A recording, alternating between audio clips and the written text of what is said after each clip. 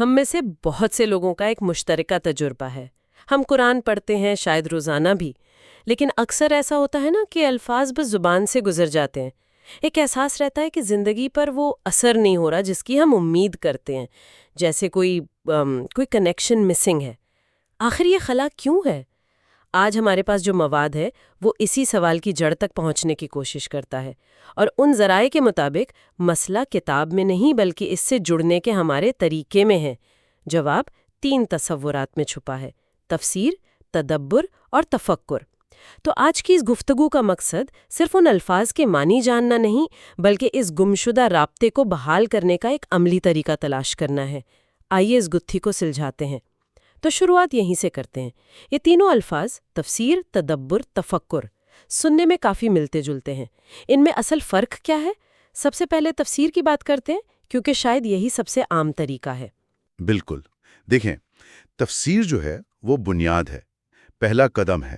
اس کا تعلق علم اور دماغ سے ہے۔ اچھا۔ سیدھے الفاظ میں تفسیر کا مطلب ہے قرآن کے متن کا مطلب سمجھنا۔ اس میں آیت کا ترجمہ کیا ہے، مشکل الفاظ کیا ہیں، گرامر کیا ہے، اور سب سے اہم اس کا سیاق و سباق کیا ہے۔ سیاق و سباق یعنی شان نزول وغیرہ؟ جی، کہ یہ آیت کب، کیوں، کن حالات میں نازل ہوئی۔ اس کے لیے مفسرین احادیث، تاریخ، زبان کے اصولوں کا سہارا لیتے ہیں۔ اس کو یوں سمجھیں کہ آپ کسی عمارت کا نقشہ دیکھ رہے ہیں۔ اوکے، ایک بلو پرنٹ کی طرح۔ بالکل۔ تفسیر آپ کو بتاتی ہے کہ کون سا کمرہ کہاں ہے، دروازہ کدھر ہے، دیواریں کتنی موٹی ہیں۔ اس کا مقصد ہے جاننا اور سمجھنا۔ ٹھیک ہے، یہ تو نقشہ ہو گیا، لیکن مجھے لگتا ہے کہ زیادہ تر لوگ اسی نقشے کو ہی منزل سمجھ لیتے ہیں۔ یہی تو بات ہے۔ وہ علم جمع کرتے رہتے ہیں، مختلف تفاسیر پڑھتے ہیں، لیکن عمارت کے اندر کبھی داخل ہی نہیں ہوتے۔ کیا یہی وہ بنیادی مسئلہ ہے؟ آپ نے بالکل صحیح پکڑا۔ یہی وہ جگہ ہے جہاں وہ رابطہ ٹوٹتا ہے۔ علم بنیاد ہے، لیکن بنیاد پر عمارت کھڑی نہ کی جائے تو وہ بیکار ہے۔ صحیح۔ یہیں پر دوسرا ستون، تدبر، سامنے آتا ہے۔ اگر تفسیر دماغ کا کام ہے تو تدبر سیدھا دل کا معاملہ ہے۔ دل کا معاملہ؟ جی، اس کا مطلب ہے آیت پر گہرائی سے غور کرنا اور خود سے یہ سوال پوچھنا، یہ آیت مجھ سے کیا کہہ رہی ہے؟ میری زندگی کے لیے اس میں کیا پیغام ہے؟ یعنی یہ بہت ذاتی سطح پر آ گیا۔ بہت ذاتی۔ یہ علم کو معلومات سے نکال کر احساس اور تجربے میں بدلنے کا عمل ہے۔ یہ نقشہ ہاتھ میں لے کر عمارت کے اندر چلنے، اس کی ہوا کو محسوس کرنے اور یہ سوچنے کے مترادف ہے کہ مجھے اس گھر میں کیسے رہنا ہے۔ تدبر کا مقصد محسوس کرنا اور بدلنا ہے۔ واہ، یعنی علم سے عمل تک کا پل، سر سے دل تک کا سفر، یہ واضح ہوا۔ لیکن پھر تفکر کہاں فٹ ہوتا ہے؟ وہ بھی تو سوچنے کا عمل ہے، تو یہ تدبر سے کیسے مختلف ہوا؟ یہ تھوڑا الجھاوا لگتا ہے۔ یہ بہت اہم سوال ہے، اور اکثر لوگ یہیں کنفیوز ہوتے ہیں۔ دونوں میں سوچنا شامل ہے، لیکن دونوں کی سمت مختلف ہے۔ اچھا۔ تفکر کا تعلق عقل اور منطق سے ہے۔ اس میں آپ قرآن کی آیت کو ایک دعوے کے طور پر لیتے ہیں، اور پھر باہر کی دنیا میں، کائنات میں، تاریخ میں، انسانی نفسیات میں اس کے ثبوت تلاش کرتے ہیں۔ ایک جاسوس کی طرح؟ بالکل، ایک جاسوس کی طرح سوچتے ہیں۔ مثلا اگر قرآن کہتا ہے کہ کائنات میں ایک توازن ہے، تو تفکر کرنے والا سائنس، فلکیات اور حیاتیات میں اس توازن کے شواہد ڈھونڈے گا۔ اس کا مقصد دلیل اور مشاہدے کے ذریعے ایمان کو مضبوط کرنا ہے۔ یہ پوچھنا ہے کہ یہ بات سچ کیوں ہے؟ اچھا، اب بات بالکل صاف ہو گئی۔ تو اگر میں خلاصہ کروں، تفسیر یہ بتاتی ہے کہ آیت کا کیا مطلب ہے۔ جی۔ تفکر یہ ثابت کرتا ہے کہ یہ بات حقیقت کی دنیا میں سچ کیوں ہے۔ بالکل۔ اور تدبر اس سوال کا جواب دیتا ہے کہ اس سچائی کا مجھ سے کیا تعلق ہے۔ زبردست۔ آپ نے تینوں کو بہترین طریقے سے سمیٹ دیا ہے۔ یہ ایک مکمل نظام ہے، کوئی ایک عمل نہیں، اور یہ ایک دوسرے سے جڑے ہوئے ہیں۔ علم یعنی تفسیر کے بغیر غور و فکر بھٹک سکتا ہے، اور دل پر اثر کے بغیر علم صرف ایک ذہنی بوجھ بن جاتا ہے۔ اور تفکر کے بغیر ایمان شاید صرف سنی سنائی باتوں تک رہ جاتا ہے۔ بالکل۔ اصل تبدیلی تب آتی ہے جب یہ تینوں ساتھ مل کر کام کرتے ہیں۔ یہ نظریاتی طور پر تو بہت زبردست ہے، لیکن اب آتے ہیں اصل سوال پر۔ ایک عام انسان جس کی زندگی مصروفیت سے بھری ہے، وہ اس گہرے عمل کو اپنی زندگی کا حصہ کیسے بنائے؟ جی، ہمارے ذرائع میں اس کے لیے ایک بڑا دلچسپ نام استعمال ہوا ہے، دل اور دماغ کی ورزش۔ یہ ایک 7 نکاتی فریم ورک ہے، آئیے اس پر بات کرتے ہیں۔ جی، اور اس کی خوبصورتی اس کے عملی ہونے میں ہے۔ پہلا مرحلہ ہے نیت۔ ورزش شروع کرنے سے پہلے جیسے آپ ذہن بناتے ہیں، ویسے ہی قرآن کھولنے سے پہلے ایک لمحے کے لیے رک کر دعا کریں، اے اللہ میرے دل اور دماغ کو اپنے کلام کو سمجھنے، محسوس کرنے اور اپنانے کے لیے کھول دے۔ یہ تو ایک طرح سے اپنی انا کو ایک طرف رکھ کر ہدایت کے لیے خود کو پیش کرنا ہوا۔ اچھا آغاز ہے۔ اس کے بعد دوسرا مرحلہ ہے آہستہ اور توجہ سے پڑھنا۔ یہاں مقدار نہیں، کیفیت اہم ہے۔ یہ بات بہت اہم ہے۔ پورا صفحہ پڑھنے کا ہدف نہ بنائیں، صرف 1 سے 3 آیات منتخب کریں اور انہیں کم از کم 2 بار ٹھہر کر پڑھیں، جیسے آپ ہر لفظ کا ذائقہ چکھ رہے ہوں۔ میں سمجھتی ہوں کہ یہ بات بہت سے لوگوں کو چیلنج کرے گی، کیونکہ ہم کامیابی کو تعداد سے ناپنے کے عادی ہو چکے ہیں۔ بالکل، میں خود پہلے یہ غلطی کرتا تھا۔ میں سمجھتا تھا کہ ایک دن میں جتنے زیادہ صفحے پڑھوں گا اتنا زیادہ ثواب ہوگا۔ نتیجہ یہ تھا کہ میں سمندر کی سطح پر تیزی سے گزر رہا تھا، لیکن اس کی گہرائی میں کبھی غوطہ نہیں لگا پایا۔ تو یہ مائنڈ سیٹ بدلنا بہت ضروری ہے۔ ٹھیک ہے، کم پڑھا، توجہ سے پڑھا، اب کیا؟ تیسرا مرحلہ ہے مرکزی خیال کی نشاندہی کرنا۔ ان چند آیات کو پڑھ کر خود سے پوچھیں، یہاں بنیادی طور پر کس چیز پر بات ہو رہی ہے؟ اچھا، کیا یہ ایمان کے بارے میں ہے، کسی اخلاقی اصول، کسی نبی کے قصے یا اللہ کی کسی صفت کے بارے میں؟ کوشش کریں کہ اس خیال کو ایک جملے میں لکھ لیں، اس سے ذہن مرکوز ہو جاتا ہے۔ اور چوتھا مرحلہ، جو کہ ہماری گفتگو کے مطابق بنیاد ہے، وہ ہے معنی کو سمجھنا۔ جی، چوتھا مرحلہ ہے بنیادی معنی سمجھنا، یعنی ہلکی پھلکی تفسیر۔ اس کے لیے آپ کو کوئی بہت بڑا عالم ہونے کی ضرورت نہیں، اور یہی بات ہمارے ذرائع میں بھی نمایاں کی گئی ہے۔ یہ جان کر بہت سے لوگوں کی ہمت بڑھے گی۔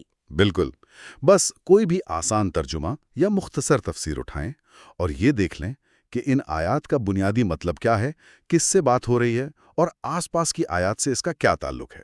مقصد صرف یہ یقینی بنانا ہے کہ آپ کی آگے کی سوچ غلط فہمی پر مبنی نہ ہو۔ ٹھیک ہے، تو اس بنیاد پر اب اصل ورزش شروع ہوتی ہے، 5واں مرحلہ۔ بالکل، اب آتے ہیں 5ویں مرحلے پر، جو ہے تفکر، عقلی غور و فکر۔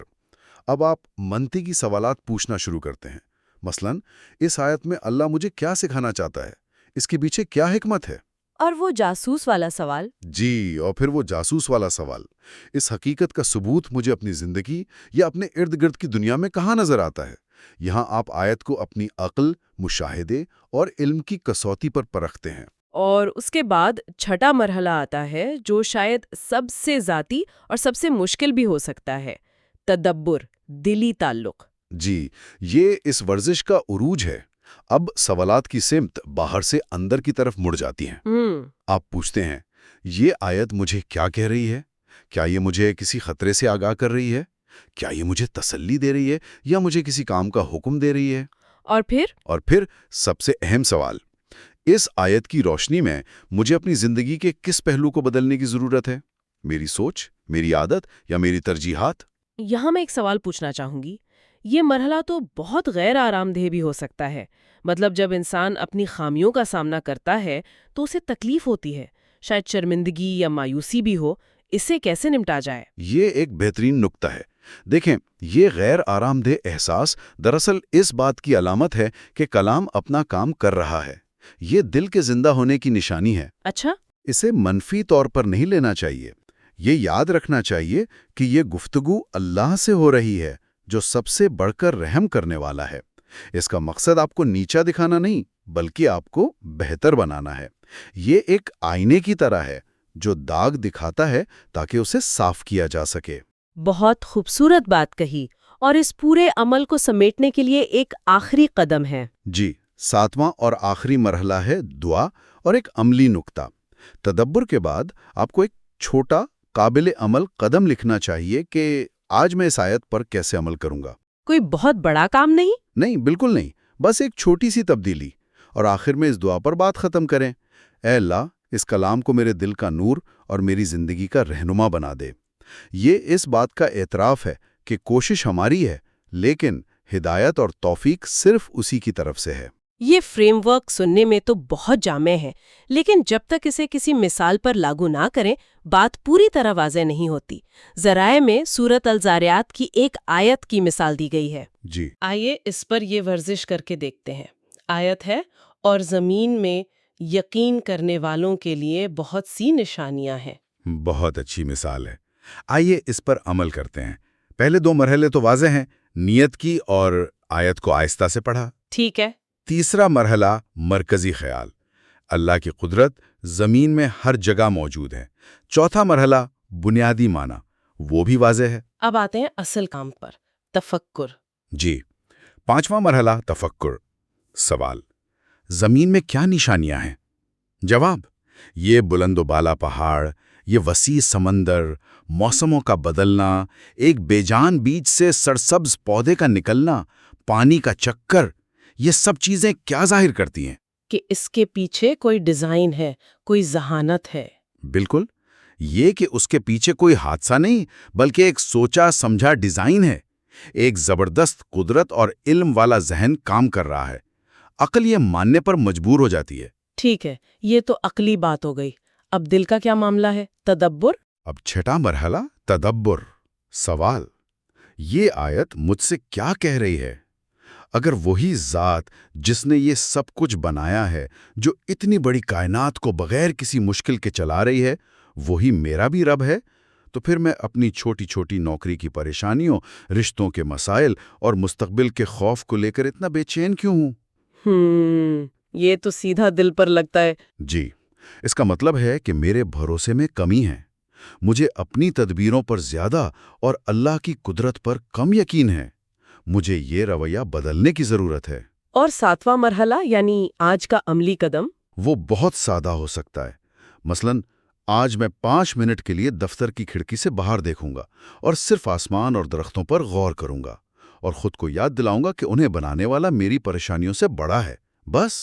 واہ، ایک چھوٹا سا قدم جو اس گہری سوچ کو حقیقت کا روپ دے دیتا ہے۔ یہ فطرت سے متعلق ایک بہترین مثال ہے، لیکن کیا یہ فریم ورک ان آیات پر بھی کام کرتا ہے جو انسانی تعلقات یا اخلاقیات سے متعلق ہوں؟ یقیناً۔ مثال کے طور پر قرآن میں غصے پر قابو پانے کا ذکر ہے، جیسے سورت آل عمران کی آیت ہے، اور غصہ پی جانے والے۔ اس پر یہ ورزش کیسے ہوگی؟ یہ اور بھی دلچسپ ہو جائے گا، آئیے دیکھتے ہیں۔ تفکر، عقلی غور، غصے پر قابو پانے میں کیا حکمت ہے؟ میں اپنے ارد گرد دیکھتا ہوں کہ بے قابو غصہ رشتے تباہ کرتا ہے، صحت خراب کرتا ہے، اور اکثر انسان سے ایسے کام کروا دیتا ہے جس پر وہ بعد میں پچھتاتا ہے۔ تو عقل اور مشاہدہ یہ بتاتے ہیں کہ غصے پر قابو پانا واقعی ایک بہترین حکمت عملی ہے۔ صحیح، یہ تو بیرونی مشاہدہ ہو گیا۔ اب ذاتی طور پر؟ اب تدبر، دلی تعلق۔ یہ آیت سیدھی مجھ سے بات کر رہی ہے۔ مجھے چھوٹی چھوٹی باتوں پر غصہ آ جاتا ہے، خاص طور پر گھر والوں پر۔ یہ آیت مجھے بتا رہی ہے کہ میرا اصل امتحان چیخ کر اپنی بات منوانے میں نہیں، بلکہ اس لمحے میں خود کو قابو کرنے میں ہے۔ یعنی اللہ میری اس کوشش کو دیکھ رہا ہے۔ جی، اور پسند کرتا ہے۔ مجھے اپنی انا کو قابو کرنا سیکھنا ہے۔ اور آج کا عمل؟ آج جب بھی مجھے غصہ آئے گا، میں بولنے سے پہلے 10 تک گنتی گنوں گا اور 1 گلاس پانی پیوں گا۔ بس یہ چھوٹا سا وقفہ لوں گا۔